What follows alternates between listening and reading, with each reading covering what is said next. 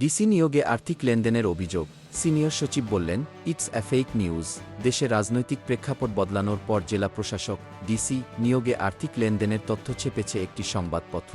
আজ বৃহস্পতিবার ৩ অক্টোবর পত্রিকাটিতে আমার 5 হলেই চলবে, স্যার 10 রাখব শিরোনামে প্রকাশিত সংবাদটিতে বলা হয়েছে, ডিসি নিয়োগে আর্থিক লেনদেনে জনপ্রশাসন মন্ত্রণালয়ের চুক্তিভিত্তিক নিয়োগ পাওয়া সিনিয়র সচিব মোহাম্মদ মোখলেস উর রহমান এবং 2 যুগ্ম সচিব ড জিয়াউদ্দিন আহমেদ ও আলী আয়ম জড়িত।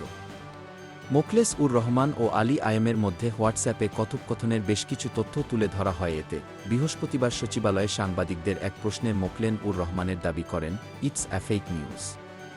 এই অভিযোগের মূল্য নেই। জনপ্রশাসন মন্ত্রণালয়ের সিনিয়র সচিব বলেন, আমার মোবাইল হলো স্যামসাং। ওই পত্রিকায় যেটা দেখানো হয়েছে সেটা হলো আইফোন। আইফোন কি আমি ব্যবহার করি? আমি ব্যবহার করি স্যামসাং। ওনারা কে কি দেখালো ওনাদেরকে জিজ্ঞাসা করেন। আমি এটার কিছুই জানি না। নিজেকে মধ্যবিত্ত পরিবারের মানুষ উল্লেখ করে মোখলেন উর রহমান বলেন, সরকার আমাকে যে টেলিফোন দিয়েছে সেটাও আমি ব্যবহার করি না।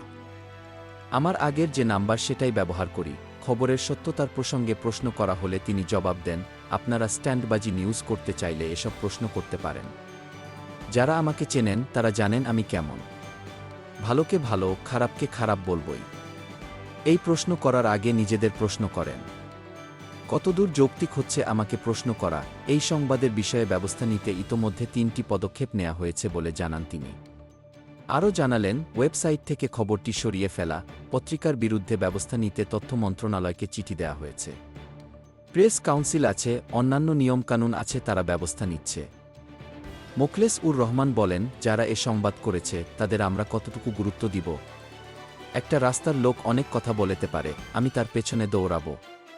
আমরা সরকারের পজিশনে থেকে জনগণের জন্য কাজ করি। Desk report, BE news.